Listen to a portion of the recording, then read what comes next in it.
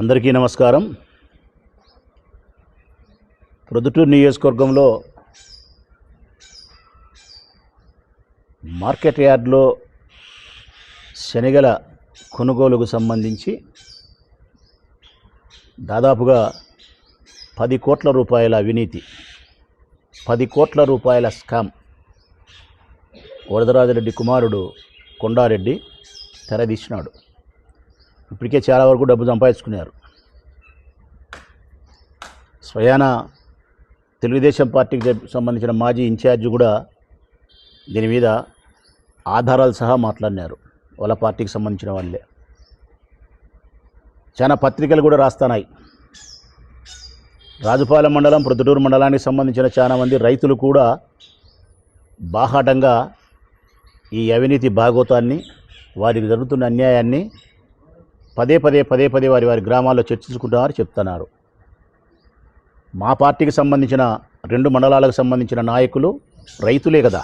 మా పార్టీకి సంబంధించిన నాయకులు కూడా రైతులే. ఇప్పుడు బలరాం రెడ్డి ఉన్నాడు, రైతే. పగిడాల గ్రామానికి సంబంధించిన కొరపాడు కొండారెడ్డి, చౌటపల్లె మార్తల ఓబులరెడ్డి, ఇక్కడ కూర్చున్న వాళ్ళంతా రైతులే ఉన్నారు. ఆయన రైతే. ఆయన టంగుటూరు వెంకట సుబ్బారెడ్డి, వీళ్ళంతా రైతులు. ముందు రైతులు, తర్వాత మా పార్టీకి సంబంధించిన నాయకులు. వారు చేసేది వ్యవసాయం. వారు పండించేది ఈ సీజన్లో రాజుపాలెం మండలంలో శనగ పండిస్తారు. ఒక్క రాజుపాలెం మండలంలోనే 14,000 నుంచి 15,000 ఎకరాలు శనగను సాగు చేసినారు. ప్రొద్దుటూరు మండలానికి 5,000 ఎకరాలు సాగు చేసినారు. అంటే దాదాపుగా ఈ నియోజకవర్గంలో 20,000 ఎకరాలు శనగను పండించినారు. వీళ్ళందరూ మాకు పదే చెప్తా ఉన్నారు. నాకు మనం స్పందించాల్సిన అవసరం ఉంది, గట్టిగా దీని మీద పోరాటం చేయాల్సిన బాధ్యత ఉందన్న. రైతులకు అన్యాయం జరుగుతూ ఉంది. తెలుగుదేశం పార్టీ నాయకులు దోపిడీ ఎక్కువైపోయింది. ఈ దోపిడీకి అంత కారణం వరదరాజరెడ్డి గారి కుమారుడు కొండారెడ్డి. వరదరాజరెడ్డి గారి మాటలు ఎట్టుంటాయంటే నీతి మాటలు, నీటి మూటలు. ఆయన మాటలు చూస్తామా, నీతికి సంబంధించిన మాటలు. అవి నీటి మూటలే, మునిగిపోతున్నాయి. కారణం పుత్రోత్సాహం, పుత్రుని పట్ల అమితమైన ప్రేమ చేత పుత్రుడు చేస్తా ఉండే అవినీతి, లంచగొండి, ఇవన్నీ కూడా కళ్ళు మూసుకొని ధృతరాష్ట్రుని మాదిరి ప్రవర్తిస్తూ ఉన్నాడు. ఈ 10 కోట్ల రూపాయల స్కామ్ జరుగుతూ ఉండేది కూడా కొండారెడ్డి గారి కనుసన్నల్లోనే కొండారెడ్డి గారికి లెక్క చేస్తూ ఉంది. ఏ విధంగా జరుగుతుంది, ఎట్లా జరుగుతుంది అనే విషయాన్ని కూడా స్పష్టంగా చెప్తాను నేను రైతులకు. అధికారులకు హెచ్చరిక చేస్తూ ఉన్నా, జిల్లాకు సంబంధించిన అధికారులకు కూడా హెచ్చరిక చేస్తూ ఉన్నా. నేటి నుంచి మీరు జాగ్రత్త వహించకపోతే, మార్కెట్ యార్డ్లో రైతులకు జరుగుతున్న అన్యాయాన్ని అరికట్టకపోతే మార్కెట్ యార్డ్లోకి రేపటి నుంచి మేము రావాల్సి వస్తుంది. వైఎస్ఆర్ కాంగ్రెస్ పార్టీ పెద్దగా అక్కడికి వస్తుంది, ఉద్యమిస్తుంది. మళ్ళీ మీరు పోలీసులు పంపించి మమ్మల్ని అక్కడి నుంచి బయటికి పంపించే ప్రయత్నం చేస్తే ఇక్కడ బెదిరే వాళ్ళు, అదిరే వాళ్ళు ఎవ్వరూ లేరు. మేము బాగా చెప్తున్నాం. ప్రజలకు అన్యాయం జరిగితేనే గట్టిగా స్పందిస్తుంది వైఎస్ఆర్ కాంగ్రెస్ పార్టీ ప్రొద్దుటూరు నియోజకవర్గం రాష్ట్ర వ్యాప్తంగా. ఇక్కడ మొదలు పెట్టుకుంటే ఎక్కడైనా సరే మా వాళ్ళు. మరీ రైతులకు అన్యాయం జరిగితే ఎందాక కాదు, ఆ పదం సరిపోదు. రైతుల కోసం మేము చేసే పోరాటం అయితే శాశ్వతంగా మమ్మల్ని సంవత్సరాల తరబడి జైల్లో పెట్టినా కూడా రైతుల కోసం అయితే నిలబడతాం. పోలీసు వాళ్ళు వచ్చి మీరు ఉండకూడదు, బయటికి పోవాలంటే పోం. అవినీతి జరిగిన చోట ప్రశ్నించడానికి వస్తుంది వైఎస్ఆర్ కాంగ్రెస్ పార్టీ. చేతనైతే అవినీతిని అరికట్టాలి అధికారులు, చేతనైతే చట్టాన్ని ఉపయోగించి పోలీసులు మేలు చేయాలా. ప్రశ్నించే వాళ్ళని బయటికి పంపించే ప్రయత్నం, ప్రశ్నించే వాళ్ళని కేసులు పెడతామంటే ఇక్కడ భయపడే ప్రసక్తి లేదు. అధికారులకు వినయపూర్వకంగా విజ్ఞప్తి చేస్తూ ఉన్నా, చర్యలు తీసుకోండి. ఈ ప్రొద్దుటూరు నియోజకవర్గంలోని మార్కెట్ యార్డ్లో జరుగుతుండే 10 కోట్ల రూపాయల స్కామ్కు సంబంధించి, అవినీతి భాగవతానికి సంబంధించి, రైతులు జరుగుతున్న అన్యాయ విషయంలో మీరు స్పందించండి. ఈ అవినీతిని అరికట్టండి. వినయపూర్వకంగా విజ్ఞప్తి చేస్తాను. మీరు అరికట్టకపోతే మేము రావాలా? ప్రజాక్షేత్రంలో, ప్రజా జీవితంలో ఉండే ప్రజాప్రతినిధులుగా, నాయకులుగా, ప్రతిపక్ష పార్టీగా మా బాధ్యత. మీ బాధ్యతలు మీరు సక్రమంగా చేయనప్పుడు మా బాధ్యతలు మేము సక్రమంగా చేయాలి కదా. మేము చేస్తాం. మా బాధ్యతలు మేము సక్రమంగా చేసినప్పుడు మీరు పోలీసులు పంపించి మా మీద దౌర్జన్యం చేస్తే కనుక బెదిరేది లేదు. స్పష్టంగా చెప్తానా, బెదిరేది లేదు. ఎంత అన్యాయం అండి. అసలు వీళ్ళు మనుషులైనా తెలుగుదేశం పార్టీకి సంబంధించిన నాయకులు? వీళ్ళు అసలు అన్నమి తింటున్నారా, ఏమన్నా తింటున్నారా? వీళ్ళు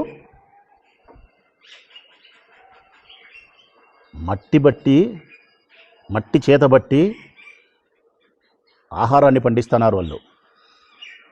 వాళ్ళు మట్టి పిసికితే మనం బువ్వ పిస్తున్నాం తట్టలో. వాళ్ళు మట్టి చేతిలో పట్టుకుంటే బువ్వ మన చేతిలో పట్టుకొని నోట్లేకపోతుంది.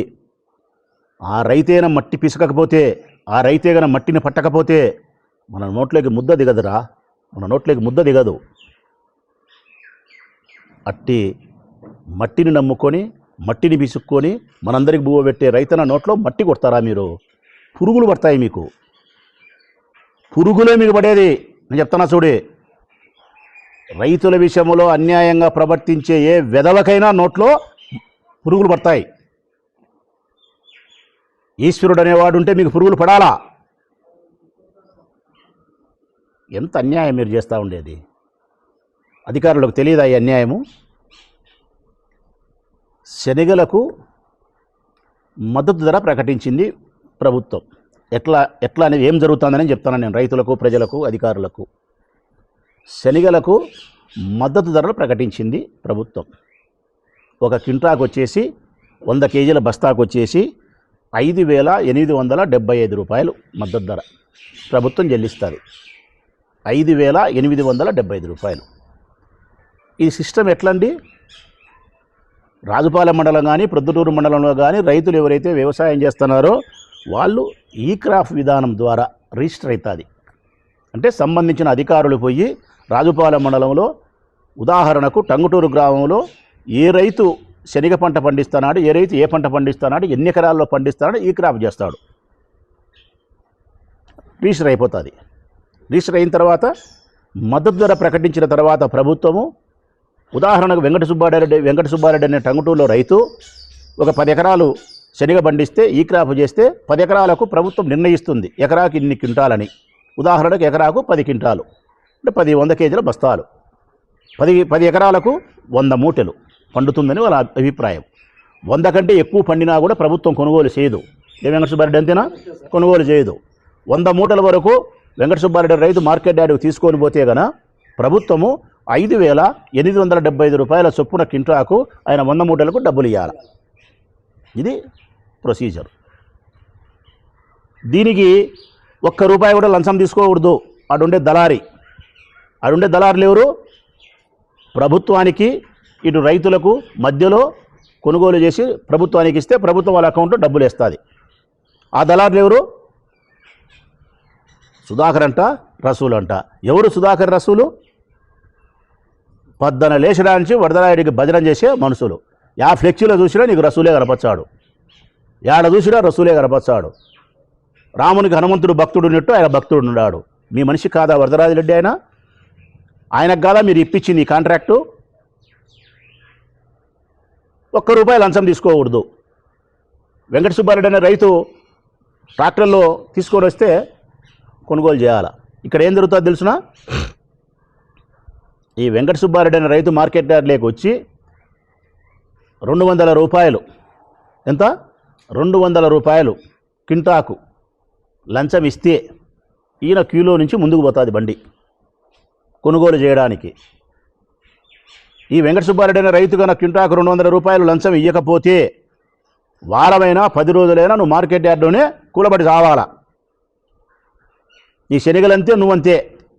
వాడు బంగపోతానే కానీ తీసుకోరు. ఎవరు తీసుకుంటారు? 3 తీసుకుంటారు. ₹200 లంచం ఇచ్చిన తీసుకుంటారు. తెలుగుదేశం పార్టీ నాయకులకు సంబంధించిన వారిని లంచం తీసుకొని వాడిని కూడా లంచం తీసుకొని ఇస్తారు. వీళ్ళిద్దరికంటే అధిక ప్రాధాన్యత ఎవరు తెలిసినా? 3వాడు. గోడౌన్లలో పాత స్టాకు కొని పెట్టుకున్నారు చూడు వ్యాపారస్తులు. పాత స్టాకు, ఇప్పుడు పండిన శనగలు కాదు, గతంలో పండిన శనగలు గోడౌన్లో స్టాకు పెట్టుకున్న వ్యాపారస్తుల యొక్క శనగలు ఇప్పుడు పండించినట్టు మార్కెట్ యార్డుకు వస్తే వాటిని కొంటారు. ఆ వ్యాపారస్తులు ఎవరు? మీరే. వ్యాపారస్తులుగా ఉండబడిన తెలుగుదేశం పార్టీ నాయకులు రైతుల అవతారం ఎత్తారు. ఇక్కడ దళారులు ఎవరు? మీరే తెలుగుదేశం పార్టీ నాయకులు దళారులు అవతారం ఎత్తారు. ప్రభుత్వం నుంచి 5,875 రూపాయలు ఇచ్చేది ఎవరు? మీరే అవతారం ఎత్తారు. ప్రభుత్వం మీరే, దళారులు మీరే, రైతులు మీరే, వ్యాపారులు మీరే. దశావతారాలు కదరా స్వామి మీరు. కమలాసన్ వాళ్ళ అమ్మ వాళ్ళ నాయన కంటే గొప్పవాళ్ళు కదరా స్వామి మీ నాయన మీ అమ్మ. ఇంత నటులను పుట్టించినారు, ఇన్ని అవతారాలు ఎత్తుతున్నారు మీరు, దశావతారాలు. గోడౌన్ నుంచి వచ్చిన పాత స్టాకు కొంటారా? అది ఒకటి.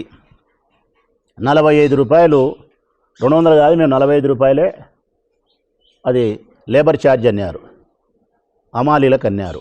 45 రూపాయలు లేబర్ ఛార్జ్ అమాలీ అనేది కూడా వాస్తవానికైతే మీరు తగలకూడదు, వాళ్ళ అకౌంట్లో డబ్బు పడాలా. తీసుకుంటున్నారు. 200 దేనికన్నా? 200 దేనికన్నా? మీ అబ్బగారు సొమ్మా? నువ్వు సేద్యం చేసినావా? నువ్వు విత్తనం వేసినావా?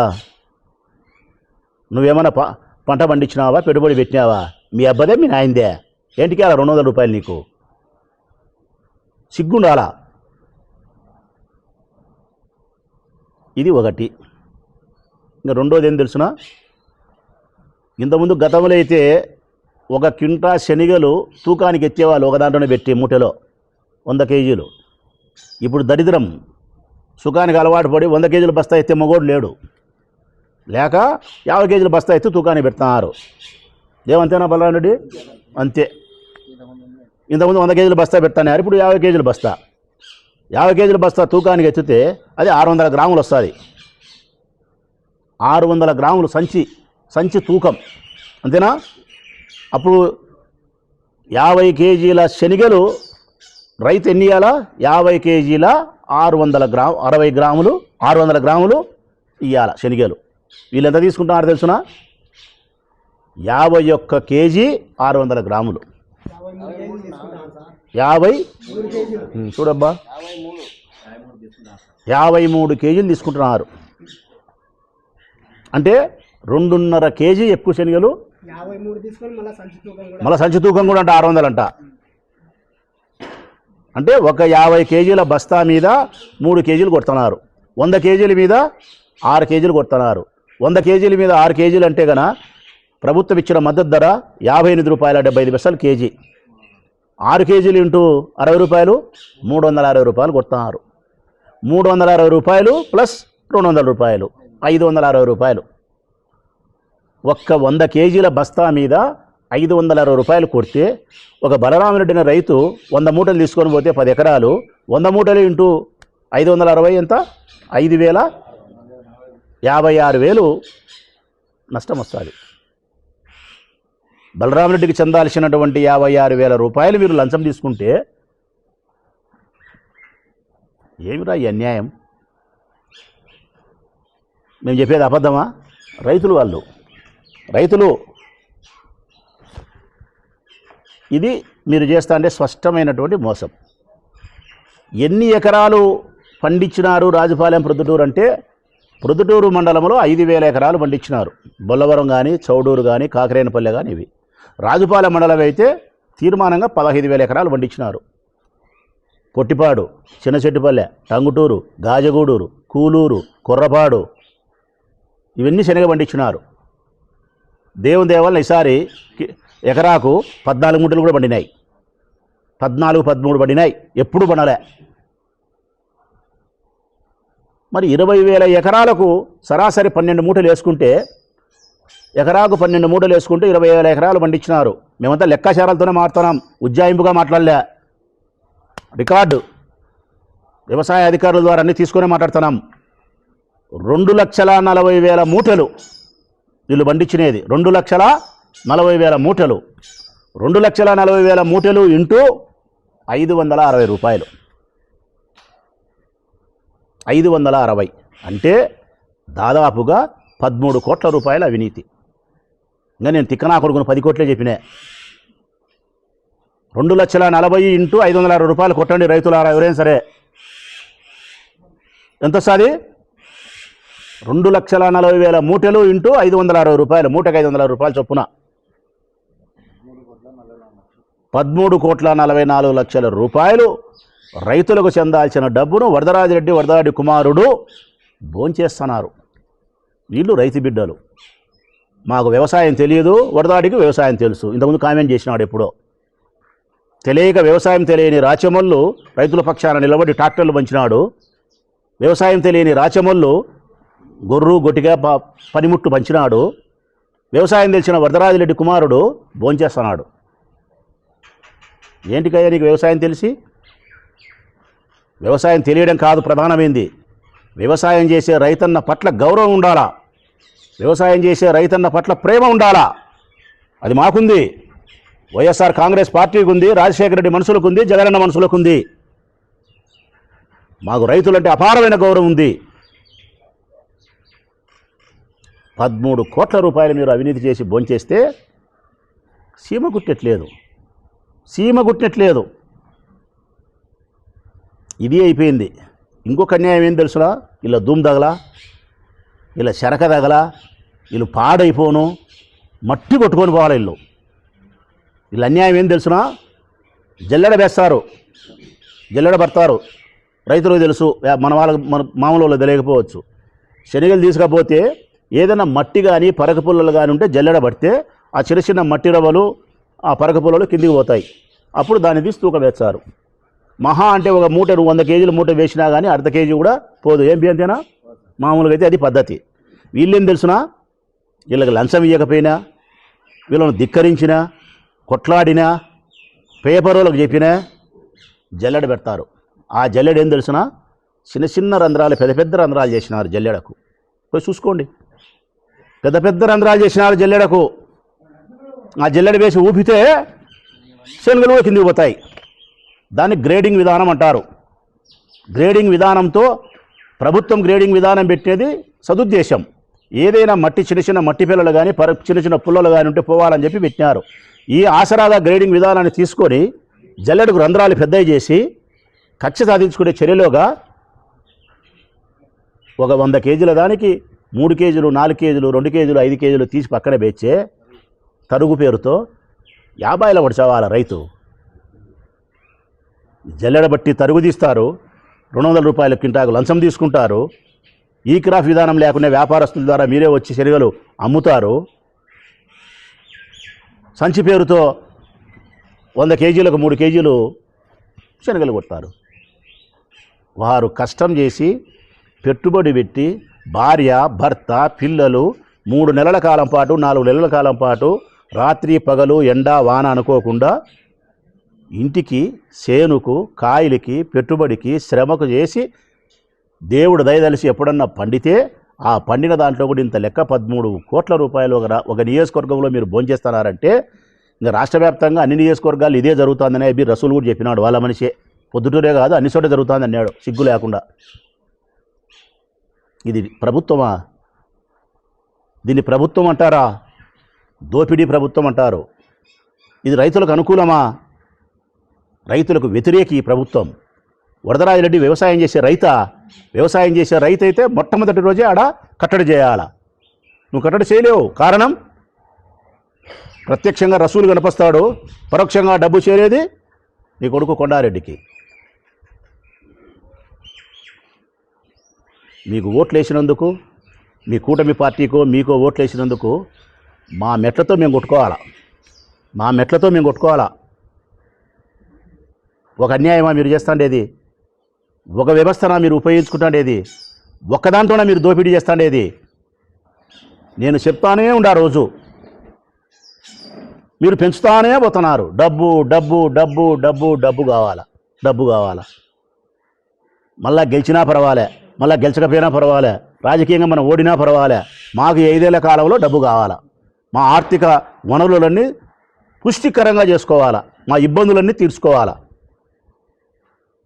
చెరువు భూమి కాకపోయినా చెరువు భూమి అంటారు, లంచం తీసుకుంటారు. జూదగాలతో లంచం తీసుకుంటారు, ఇంకొకటితో తీసుకుంటారు. ఏడాడ భూములు కబ్జా చేస్తామని చెప్పి మీ మనుషులంతా కాయలు తిరుగుతా చేసుకుంటానే ఆ కార్యక్రమాలు చేస్తున్నారు. ఇవన్నీ సాలవని చెప్పి మళ్ళీ రైతులకు సంబంధించింది కూడా దోపిడీ 13 కోట్ల రూపాయలు. ఇది స్పష్టంగా చెప్తాను నేను ఉద్యోగస్తులకు. మొట్టమొదటిది ఈ క్రాప్ చేయకుండా వ్యాపారస్తులు కూడా వీళ్ళే అవతారం ఎత్తి ఈ క్రాప్ విధానానికి భిన్నంగా వచ్చి వ్యాపారస్తుల పేరుతో శనగలు పాత స్టాకు కొనుగోలు చేస్తూ ఉన్నారు. ఇది మొదటిది. ప్రతి కింటాకు 200 రూపాయలు లంచం తీసుకుంటే కానీ శనగలు క్యూలో ముందుకు పోవు, లేకపోతే వారాలు 10 రోజులు పడి అన్నే కాలబడి సావాలా. ఇది రెండవది. జల్లెడబట్టే విధానంలో లెక్కియకపోతే కన్నా రైతుకు అన్యాయం చేసి తరుగు పేరుతో కేజీలు తీసేస్తున్నారు. మూడవది. నాలుగవది, సంచి తూకానికి 600 గ్రాములు వస్తే 3 కేజీల చొప్పున 50 కేజీల కింటాకు అదనంగా శనగలు తీసుకుంటున్నారు. వాళ్ళు పండించిన పంట శ్రమను 100 కేజీలకు 6 కేజీలు దోసుకుంటున్నారు. ఇన్ని రకాలుగా మోసాలు చేసి 13 నుంచి 15 కోట్ల రూపాయలు ఈ నెల 2 నెలల కాలంలోనే తెలుగుదేశం పార్టీకి సంబంధించిన నాయకులు వరదరాజరెడ్డి కుమారుడు దోసుకుంటా ఉంటే నిద్రపోతారా అధికారులారా? మీరేమన్నా సిగ్గుందా? మీకు ఏమన్నా రొంతన్నా? జిల్లాకు సంబంధించిన అధికారులు దుప్పటి కప్పుకొని అనుకున్నారా? మీరేమన్నా అన్నం తింటానారా, గడ్డి తింటానారా? మీరు రాలేరా పొద్దుటూరికి? కట్టడి చేయలేరా? దీన్ని రైతులకు జరుగుతాన్ని అన్యాయాన్ని నిలవరించలేరా? మీరు ఆ రైతన్న మట్టి పిసుకుతేనే నువ్వు భూ ఇస్తారా? ఓ ఉద్యోగి మతికి పెట్టుకో. రేపటి నుంచి మీరు కట్టడి చేయకపోతే తప్పనిసరిగా నేను మార్కెట్ యార్డ్లోకి వస్తా. వైఎస్ఆర్ కాంగ్రెస్ పార్టీ ఆనే కూర్చుంటాం, తూకాల కాడ కూర్చుంటాం, అన్ని చోట్ల కూర్చుంటాం. పోలీసులు కూడా చెప్తా ఉన్నా నేను వినయంగా. తెలుగుదేశం పార్టీ చెప్పిందని ఎప్పటికీ మార్కెట్ యార్డ్లోకి వచ్చి మమ్మల్ని బయటికి పంపించే పరిస్థితి వస్తే పరిస్థితులు గట్టిగానే ఉంటాయి. మీరు అనుకున్నట్టు పరిస్థితులు ఉండవు. అది జరగకూడదు, మేము రాకూడదు అంటే కన్నా రైతులకు మేలు చేయండి, అన్యాయాన్ని నిలువరించండి, దోపిడీ వ్యవస్థను అరికట్టండి. సిగ్గు లేక మళ్ళీ బత్తనారు. మాకు రాజుపాలెం మండలానికి సంబంధించి ఒక్కసారి గుర్తు చేస్తాను. నేను మా ప్రభుత్వం ఉన్నప్పుడు, మా జగనన్న ప్రభుత్వం ఉన్నప్పుడు, నేను ఎమ్మెల్యే ఉన్నప్పుడు ఇదే మద్దతు కొనుగోలు కేంద్రాలు రాజుపాలెంలో పెట్టాం, పర్లపాలెంలో పెట్టినాం. ఏం బలానుడి పర్లపాలెంలో పెట్టినాం, రాజుపాలెంలో పెట్టినాం. కారణం రైతులకు సమయపాలన ఉండాలా, రైతులకు రవాణా ఖర్చులు ఉండకూడదని. మీరు ట్రాక్టర్లలో వేసుకొని ఇళ్ళకాడ పనులు వదిలేసుకొని మార్కెట్ యార్డుకి వచ్చి 10 రోజులు వారాలు కాయలు కాసి మీ సంఖనాకి ఊరికిచ్చనారా లెక్క? మీరేమన్నా? మేము పర్లపాడు పెట్టాం, రాజుపాలెం పెట్టాం, సమయపాలన పాటించడం, వాళ్ళకి రవాణా ఖర్చు లేకుండా ఎద్దుల బండి మీద తీసుకొచ్చుకునే ఇచ్చే పరిస్థితి పెట్టాం. ₹1 లంచం తీసుకోలే. అప్పుడు బ్రహ్మాండంగా రైతులకు మేము సపోర్ట్ చేసినాం. ఇప్పుడు మీరు ఇంకా కరెక్ట్గా చెప్పాలంటే సెట్టిపల్లెలో ఒకటి పెట్టాలా మద్దతు కొనుగోలు కేంద్రం. ఎందుకు? పొట్టిపాడు, సెట్టిపల్లె, చిన్న సెట్టిపల్లె పెద్దగా ఉంది. చిన్న సెట్టిపల్లెలో ఒకటి పెట్టండి మద్దతు కొనుగోలు కేంద్రాలు.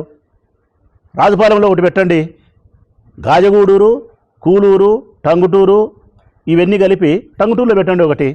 రాజుపాలెం మండలానికి సంబంధించి 15,000 ఎకరాలకు 3 చోట్ల పెట్టాలా. ఒకటి చిన్న సెట్టిపల్లె, ఒకటి రాజుపాలెము, ఒకటి టంగుటూరు. అప్పుడు ప్రజలకు సౌకర్యంగా ఉంటుంది. లంచం తీసుకోకుండా నిలవరించాలా ఉద్యోగస్తులు, తరుగని నిలవరించాలా, జల్లెడబట్టే విధానాన్ని కరెక్ట్గా చేయించాలా. ఇది చేసినారా ఉద్యోగస్తులారా? మీరు మేము ఏదైనా మాట్లాడితే మీకు బాధ అనిపిస్తుంది. తెలుగుదేశం పార్టీ నాయకులకు ఊడిగం చేసేదానికి మీకు సమయం సరిపోతుంది తప్ప రైతులను శ్రమను మీరు కాపాడాలనే ప్రయత్నం చేయలే. నేను వేరే విషయంలో అయితే ఉద్యోగస్తుల పట్ల ఇంకోరగా మాట్లాడేవాడిని. రైతుల శ్రమను దోపిడీ చేసుకునే విషయంలో ఏ అధికారులు అయితే చర్యలు తీసుకోవాలనో ఆ అధికారులు చర్యలు తీసుకోకపోతే ఇంతే గట్టిగా మాట్లాడతా, ఇంతకంటే ఇంకా గట్టిగా మాట్లాడతా. దశావతారాలు ఎత్తినారు, కమలసన కంటే గొప్ప నటులైనారు.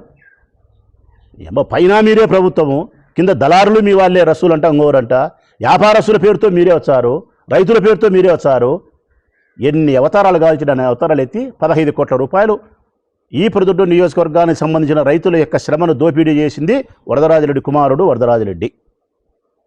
హెచ్చరిక అధికారులకు, దీన్ని నియంత్రించకపోతే మార్కెట్ యార్డ్లకి మేము వస్తాం.